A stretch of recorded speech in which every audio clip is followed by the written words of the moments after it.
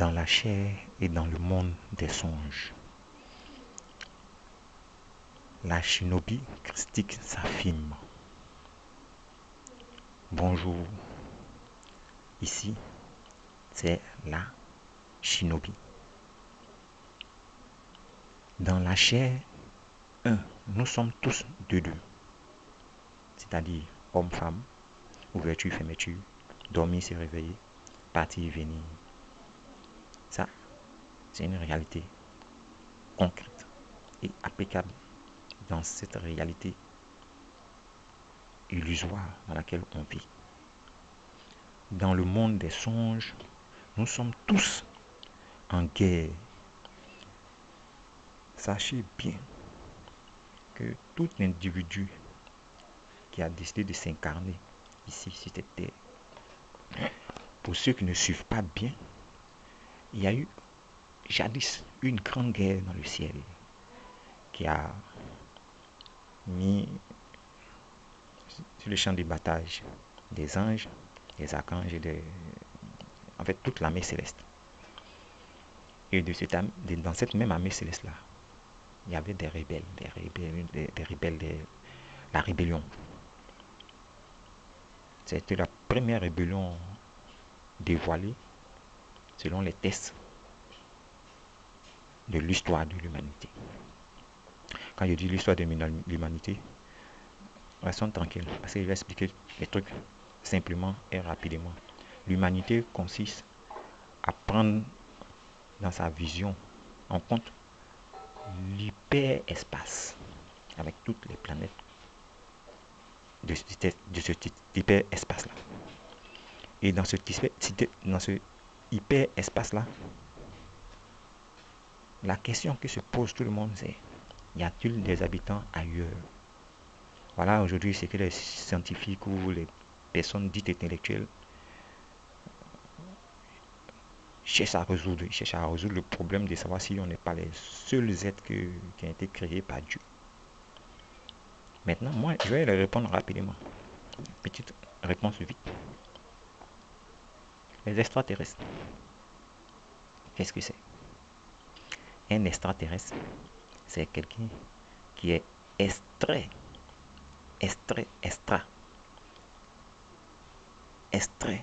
de la Terre. C'est-à-dire que lui là, on l'extrait de la Terre, extraterrestre. Ça en français c'est simple. C'est-à-dire que tout habitant qui n'est pas sur le territoire d'Urantia, sur le territoire de la planète Terre, qui n'est pas soumis aux lois de la planète Terre. Parce que là, si il dit celui qui n'a pas l'électricité, vous allez me dire, vous avez oublié que les oiseaux n'ont pas l'électricité. Il y a beaucoup trop d'espèces. Il y a beaucoup trop de choses à dire. Extraterrestre, à partir de la fin de ce que nous on considère comme la planète Terre, commence la réalité de l'extraterrestre. C'est-à-dire que celui qui n'est pas d'origine de la Terre, c'est un extraterrestre.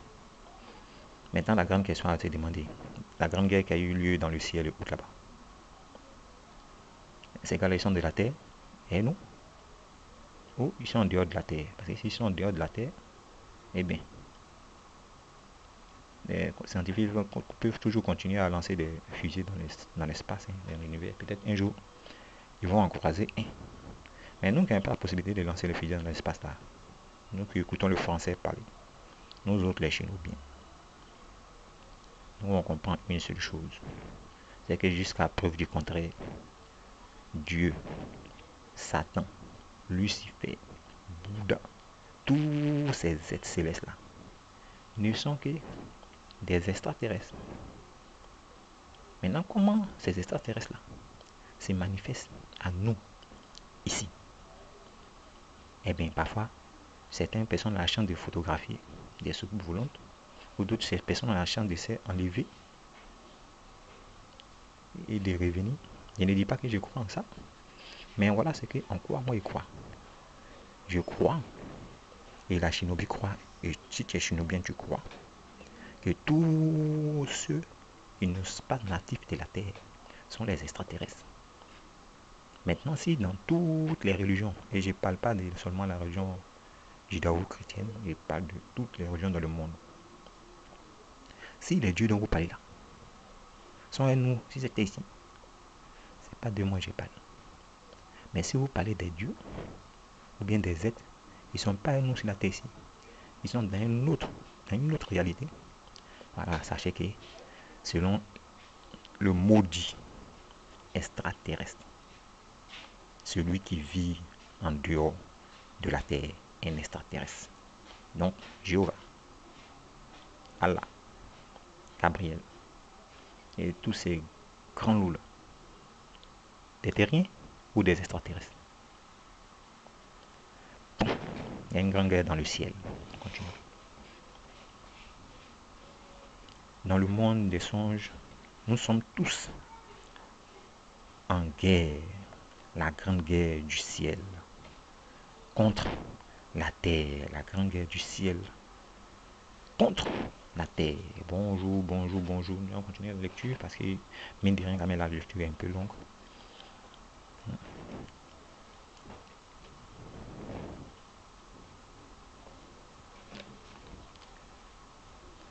La guerre de l'armée du ciel contre l'armée de la terre.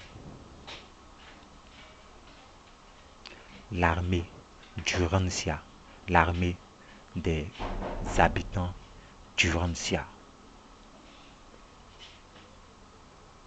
L'armée de Lucifer, du Léviathan et de Belzébuth, les trois grands seigneurs de l'armée de l'espace du ciel.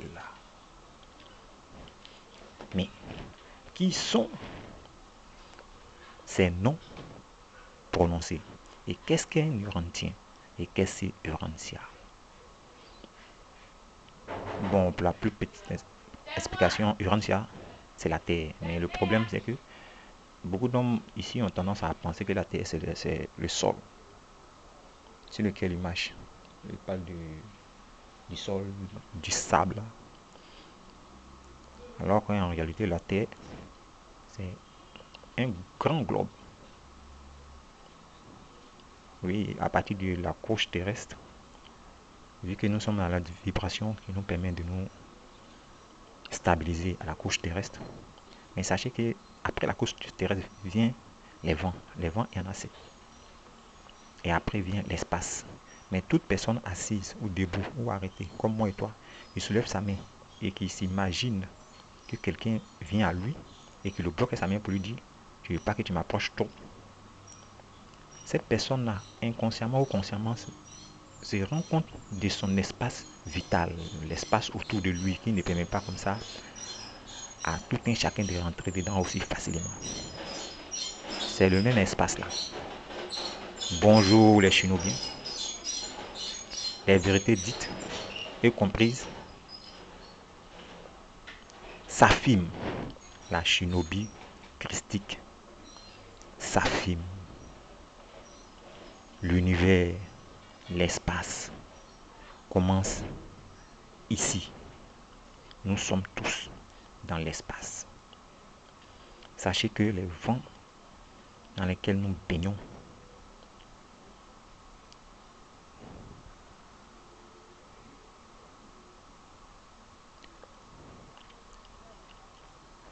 à cette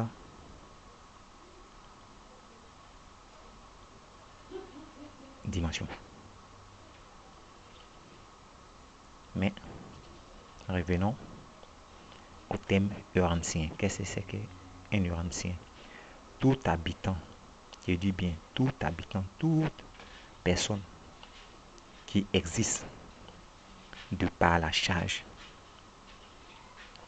du globe terrestre, de la planète Terre, d'Urantia, est appelé urantien.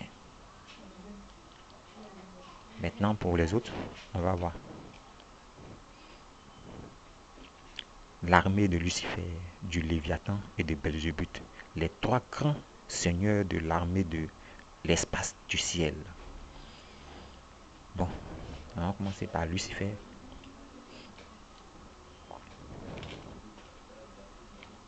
On va juste commencer par Lucifer. Lucifer, c'est l'être angélique ou céleste le plus connu de tous. Il y a plus grande publicité à faire sur lui. Donc,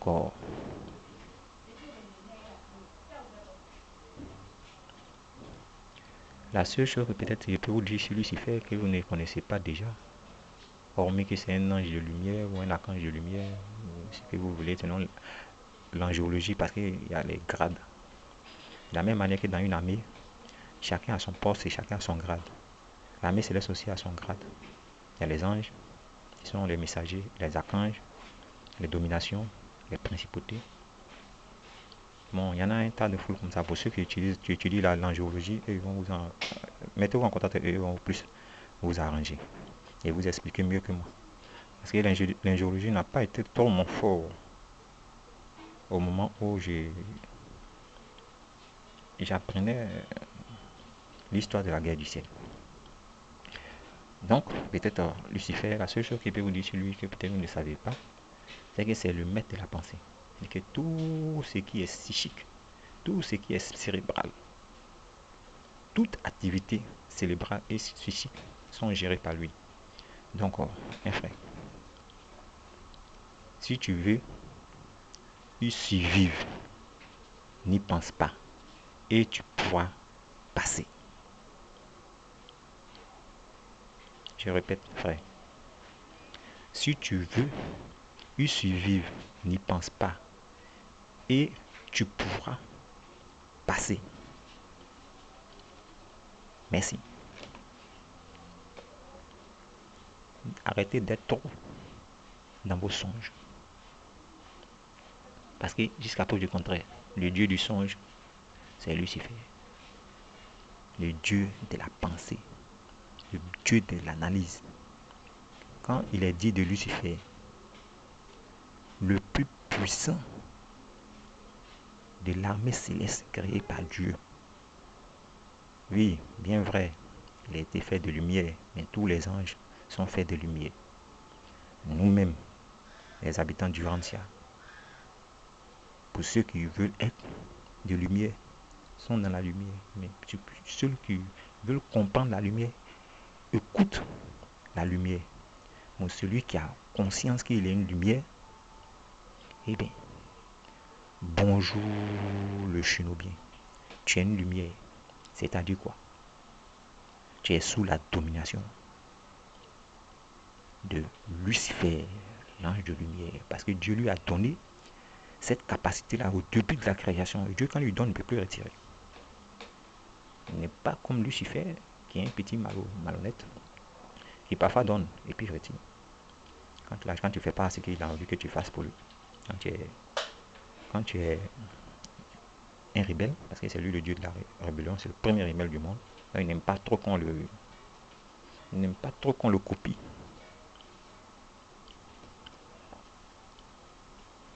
Donc pour pouvoir passer ce type-là, eh bien, tu as intérêt à revoir ta pensée. Merci. On va passer maintenant au Léviathan. Deuxième figure angélique. Mais lui, très peu d'hommes parlent de lui. Même dans la Bible, l'explication qu'ils ont donnée dans la Bible de lui, un peu, on nous parle de, je sais pas, mais ça ne ressemble pas trop au Léviathan dont parle le monde des voyageurs astraux. Le monde de ceux qui voyagent dans le monde astral, dans l'hyperespace, dans les rêves, dans les pensées. L'explication qu'a donnée la Bible, bon, je vais vous donner pour moi. Le Léviathan, oui. Deuxième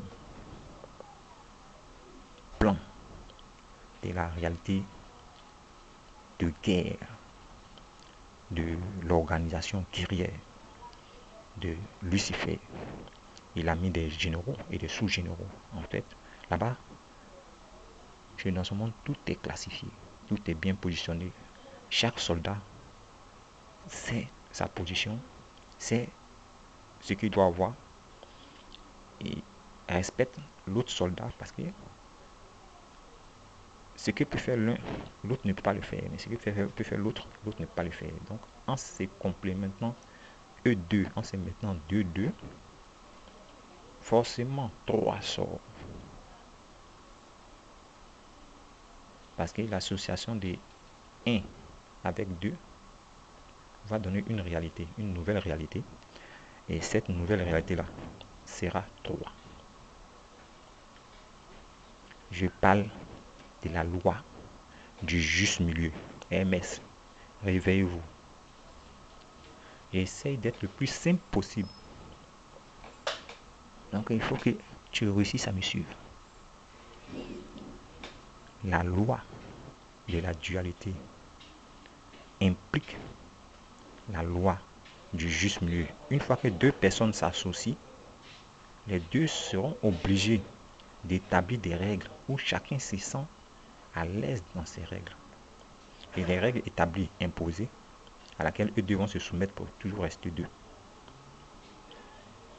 Cette règle-là s'appelle la loi du juste milieu. Est-ce que c'est compris, les enfants? Et les parents? Vous avez compris aussi? Oui, monsieur. Oh, bon, ok. C'est que je vais reprendre légèrement ou je vais continuer et puis après on va revenir. Non, je vais continuer d'abord et je vais revenir sur la question posée parce que de toute façon, en continuant, votre réponse vous l'aurez. Le Léviathan, le seigneur des 7 vents, qui sont la troposphère, la couche d'ozone, la stratosphère, la mésosphère, la thermosphère, la ionosphère et le dernier c'est la exosphère.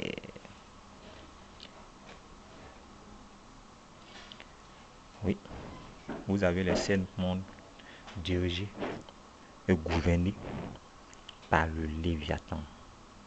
La première réalité du vent, ici sur cette terre-là, c'est le premier vent que nous arrivons à capter facilement.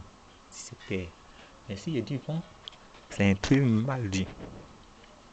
Parce que le vent lui-même, là, c'est un mouvement. En fait, c'est plus dans le sens de oxygène. Voilà, vous voyez, quand je parle de. Si je parle de vent, bon, c'est facile à dire à un enfant que le premier vent. Mais aujourd'hui, aujourd'hui aussi, il y a des grandes personnes qui sont là, les enfants ne sont plus aussi beaucoup. Mais eux, ils savent déjà parce que le dernier cours que j'ai donné, il y en avait déjà parlé. Donc, en revenir, les 7 vents. Le Léviathan, c'est le. Je dirais pas Dieu, parce que ça risque. Mais sachez une chose. Si toi, tu es un enfant de Dieu, c'est-à-dire si ton papa est Dieu, c'est que toi. Parce que moi, je sais que l'enfant d'un roi, c'est un prince. Mais toi, ton papa est Dieu. D'après ce qui est dit dans les livres saints, nous avons tous été créés par Dieu. Donc ça veut dire, Dieu est notre papa.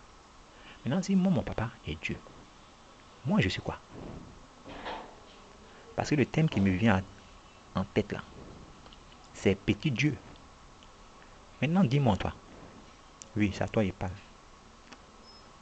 Oui, toi devant, c'est à toi il parle. Toi qui es assis dans ton salon, en train d'écouter la shinobi, ou qui as mis un portable avec des écouteurs, ou tu es aussi bien en train d'écouter la shinobi, je te pose la question. Si moi, mon papa est Dieu, moi je suis quoi?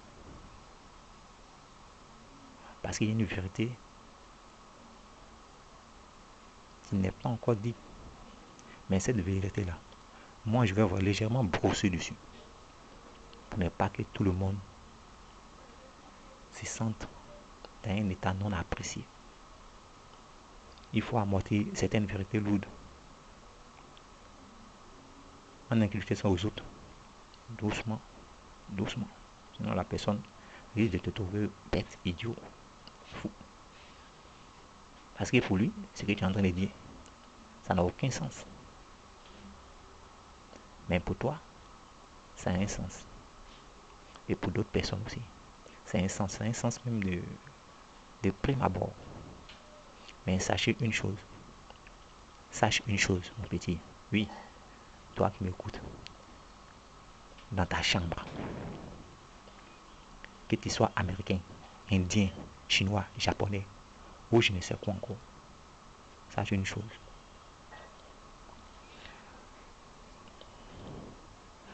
Si tu veux passer le Léviathan, le dieu de l'air, celui qui commande aux 7 vents, aux 7 oxygènes, si tu veux le passer, sache une chose sur lui, c'est le dieu des malades, le dieu de la maladie. Quand l'univers a été créé parfait. Donc c'est pour vous dire que dans la réalité de Dieu, Dieu ne comprend pas ce que vous appelez maladie. Parce qu'il ne veut pas, ne nous a pas créé avec ça. Il ne t'a pas créé avec ça. Oui, vous aussi qui êtes moi aussi. Il ne vous a pas créé avec ça. Je parle en même temps avec des personnes aussi qui vont me suivre prochainement sur Internet ou, je sais, ou peut-être à la maison, télécharger. Excusez-moi, je vais parler directement un peu aux gens qui me, qui me suivent à partir d'un poste où je ne sais quoi. Oui, c'est à toi il parle. Il dit, si tu veux passer.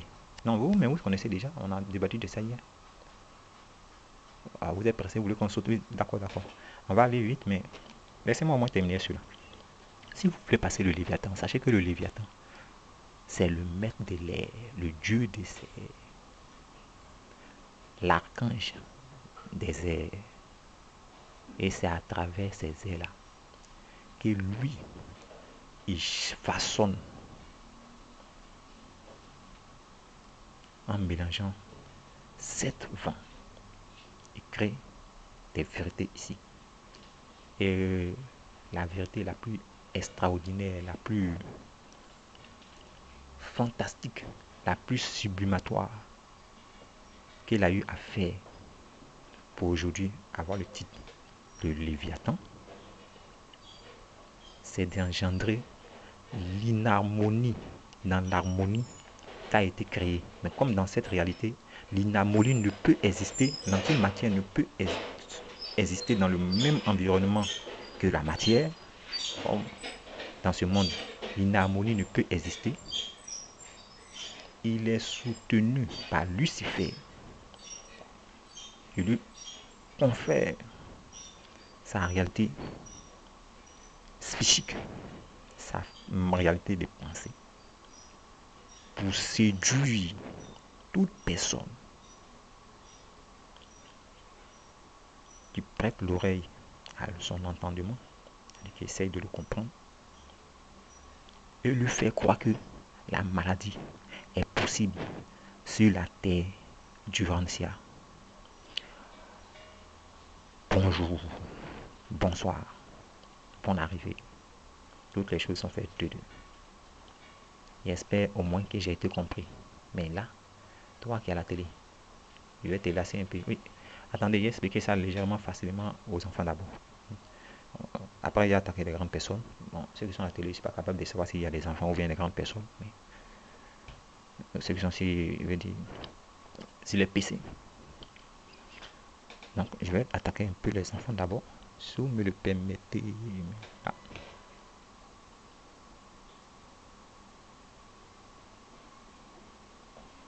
Maintenant, je reprends le test pour vous faire comprendre que ce n'est pas mon idée.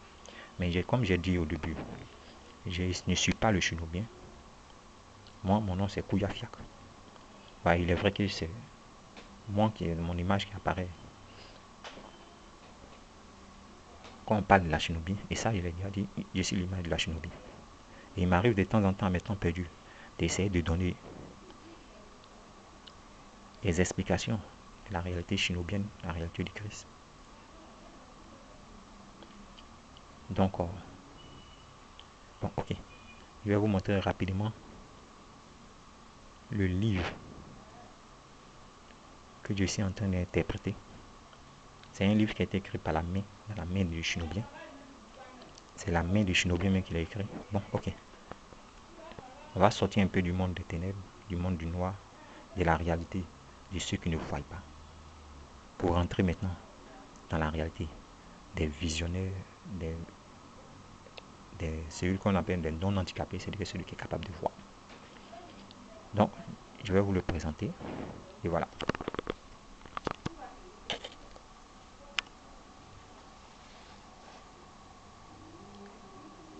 Et bien, comme vous le voyez, c'est ce livre-là. C'est un livre de la Shinobi. La Shinobi a au moins plus de 31 livres. Hein. Et ses écrits sont écrits comme vous le voyez là.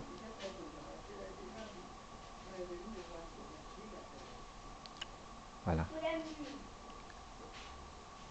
Ce texte a été écrit de la main du Shinobien. C'est-à-dire que ce livre, ce carnet que je tiens dans votre main là, que je tiens dans ma main plutôt, a été écrit de la main du Shinobien. Et c'est ce que j'essaie d'interpréter tout simplement. Bonjour la Chine populaire. Let's go, c'est parti. On retourne dans les cris des minuit. Bon, on revient. Bon, les petits enfants. Sachez une chose, quand Dieu a créé le monde, Dieu a créé ce monde-là parfait.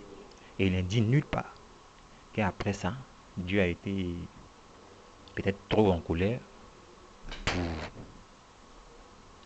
enlever la bénédiction du parfait de ce monde. Bon, il est écrit nulle part que Dieu a enlevé la bénédiction du parfait de ce monde. Pour vous dire simplement, les enfants, que nous tous, on n'est pas fait. C'est-à-dire qu'on n'est pas censé tomber malade. On n'est pas censé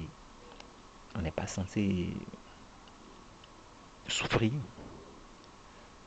On n'est pas censé vivre une vie non appréciée. Non. On est né parfait. On a été créé parfait. De la gêne, de la première gêne à la dernière gêne. De la cellule la plus petite du corps que les mystiques appellent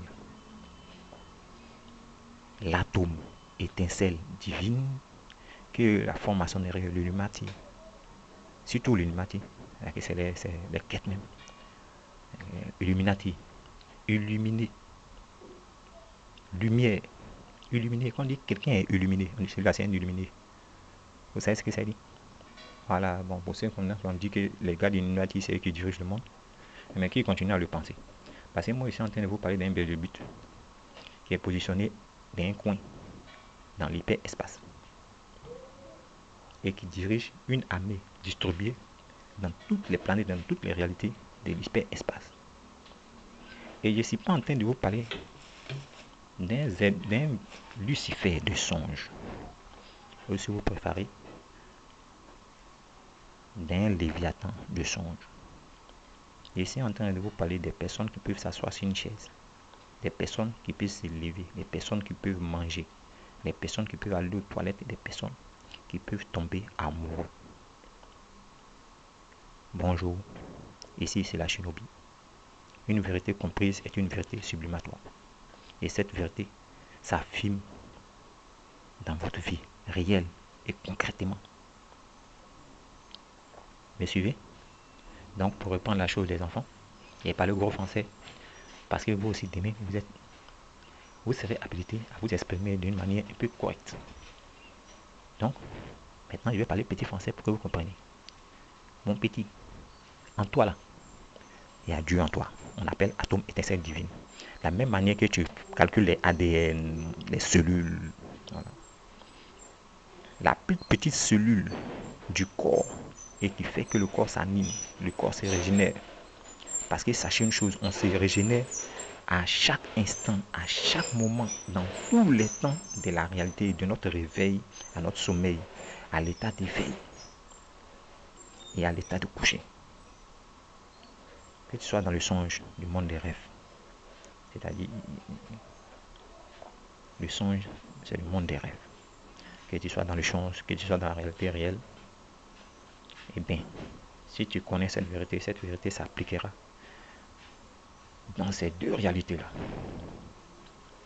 Maintenant, sache mon petit. Les enfants, je reprends pour vous dire, si vous croyez en quelque chose, ce en quoi vous croyez là, ça va s'affirmer dans votre vie. Si par exemple tu penses que toi, tu es un Superman et tu peux voler, et tu mets ta gamme dessus, un bon matin comme ça là, tu vas te réveiller, tu es suspendu dans les airs. Si tu n'es pas trop peureux pour crier et pour pouvoir retourner à l'état normal, c'est-à-dire rapidement rentrer dans la réalité d'ici, sache une chose, l'homme est enfant de Dieu. Donc, toute personne enfant de Dieu est un petit Dieu. Mais dans l'affaire de Dieu, il n'y a pas son petit. Dieu, c'est Dieu. Donc, les enfants, vous êtes Dieu. Est-ce que Dieu tombe malade? Voilà. Si vous voyez qu'on a créé les hôpitaux et autres là, c'est pour dire que le péché d'Adam et Ève là, personne n'a encore commencé à parler de ça. C'est le chénobien qui en parle pour que les autres le suivent dans cette réalité concrète où il y a la maladie. Sachez que la maladie est dirigée par le Léviathan sous les ordres de Lucifer. La maladie est une suggestion négative. Un homme ne peut pas tomber malade. Si tu tombes malade, c'est que toi-même tu t'es persuadé que la maladie peut entrer en toi. Mais le problème c'est ça. Une fois que tu es persuadé que ça rentre en toi, pour faire sortir là, c'est un grand combat. Hein. Mais sachez une chose, Jésus, il ne parle pas de chrétien, il parle de Jésus. Parce qu'il est temps pour vous de faire la différence. Arrêtez vos idées préconçues et bêtes. On est en 2021, soyez dans le temps. Alors l'Afrique en retard, on n'a plus le temps. Nous aussi, on va s'élever de toutes les manières possibles. Nous permettrons de nous élever. Donc, arrêtez vos distractions.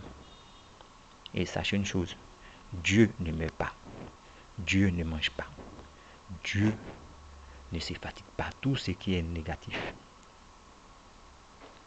n'est pas une contrainte sur Dieu. Et tout ce qui est positif n'est pas une contrainte de Dieu. La maladie, dans la création du monde, là, la maladie n'est pas d'origine divine. La maladie est d'origine illusoire. Vous ne pouvez pas tomber malade. Vous ne pouvez même pas vieillir. On ne peut même pas vieillir. Mais on est dans cette réalité-là.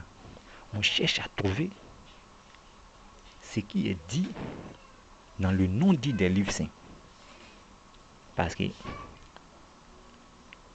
le mystère de cette vérité-là est là-bas. Le mystère de l'immortalité. Le mystère de l'atome étincelle divine. Ben, bonne chance les religieux. Parce que nous autres les scientifiques, notamment Ouya Benadev qui me considère comme un scientifique, je suis la science.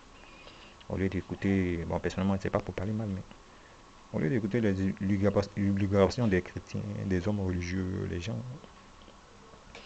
ils préfèrent suivre la science. Et la science dit, on découvre des extraterrestres, on découvre des cadavres d'habitants non terrestres. C'est-à-dire, calmez-vous. Vous pensez que ici dans la télévision, ce que vous regardez à la télévision, ici on n'est pas la télévision. C'est-à-dire, il y a des prises de photos des secours volantes. Il y a même des cadavres d'extraterrestres conservés dans certains formats. Maintenant, la question que vous allez me poser, c'est quoi? Ou bien la question que tu vas me poser, c'est quoi? Est-ce que les dieux dont on parle et autres là, les anges et autres là, qui viennent du ciel et autres, c'est pas ceux-là? Voilà la question que tu vas me poser. À moins que tu ne croyes pas. Maintenant, écoute bien ce que moi je vais te dire. Dans ce monde-là, il y a nous, les humains. On est un élément des Urantiens. on n'est pas seul. Avant d'aller à l'univers et autres, parce que dans ce monde-là, il y a les sirènes, les esprits de l'eau, il y a les gnomes, les esprits de la terre, ou bien ce que vous appelez pygmées, son bon français, dit gnomes, les esprits de la terre. Il y a les fées, les esprits de l'air. Il y a les... Bon, j'ai oublié le nom de ceux qui utilisent le feu là. Il y a aussi. Il y a les génies. À ne pas confondre. Hein. Oui. Les génies, il y a deux catégories de génies. Un génie, c'est quelqu'un qui a une pensée élevée, supérieure à la norme normale. Voilà ce qu'est un génie. Maintenant, un esprit de la forêt, que vous appelez aussi génie, mais en réalité, ce n'est pas un génie, c'est un esprit de la forêt. Lui aussi, il y en a deux. Il y a des esprits de la forêt qui ont été créés par les arbres pour leur sécurité personnelle. Ils créent des esprits de la forêt pour se protéger eux-mêmes. Parce qu'ils ne sont pas capables de pouvoir se déplacer. Mais en eux, il y a un pouvoir. Et il y a d'autres esprits de la forêt qui sont des êtres humains. Mais soit qui ont activé, ou soit qui ont mal géré l'existence, ou qui ont bien géré l'existence. Et qui ne pouvaient plus rester parmi les hommes parce qu'ils étaient dans une autre réalité où on percevait la mutation de leur corps, la transformation de leur corps. C'est-à-dire que les cellules primaires se mettaient en action pour obéir à leurs pensées. Et celui-là, il a pensé jusqu'à... Il est devenu loup-garou. L'autre, il a pensé jusqu'à... Il est devenu vampire. Il y a d'autres aussi qui ont pensé jusqu'à... Ils sont devenus ce qu'ils sont. Bienvenue dans le monde de la pensée, bienvenue dans le monde de Lucifer. Récalibrez-vous sur le Léviathan. Mais c'est compris les enfants. Parce que tout ce que je suis en train de vous dire là, c'est pour vous dire que vous êtes des dieux, vous êtes immortels. Vous êtes soumis à aucune loi désagréable. Toute chose qui vous arrive là, ça contribue à votre divinité.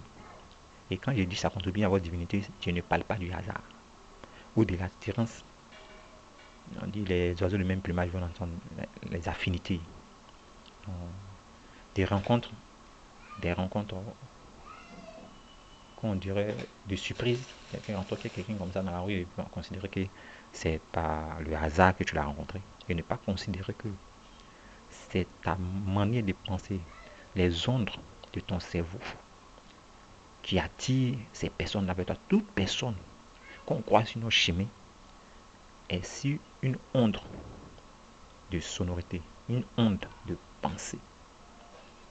Et les ondes de pensée identiques s'attirent les uns les autres.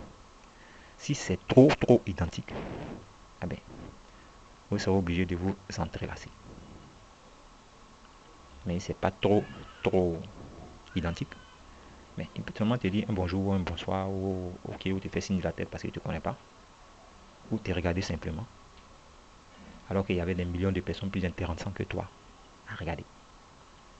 Voilà ce qu'on appelle une onde de pensée. Voilà ce qu'on appelle l'atome, étincelle divine. Ta vie que tu vis, petit, tu es Dieu. Donc petit Dieu, ta vie que tu vis là, c'est le Dieu qui est en toi là, qui se manifeste et qui envoie les choses selon tes pensées vers toi. Donc si tu as eu le temps aujourd'hui de t'asseoir devant un écran d'ordinateur ou si tu as ton PC ou même ton portable pour écouter la Shinobi, sache une chose, les pensées des mêmes pensées s'attirent. Cette loi-là s'appelle la loi de l'affinité. C'est l'une des 10 grandes lois que Dieu a données aux hommes. Mais aujourd'hui, voilées de par tout un chacun qui cherche leur profit. Les 10 commandements sont la loi de la causalité, la loi du rythme, la loi de l'évolution. Bon, je vais laisser les autres s'en occuper.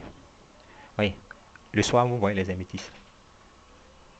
Vous le voyez, les améthystes. Voilà, ils vont vous occuper de ça. Mais en temps, moi, j'essaie d'expliquer l'immortalité dont parle Jésus aux enfants rapidement. Il faut que je prenne aussi les grandes personnes en charge. Habituellement, c'est beaucoup plus facile quand c'est les enfants suivent.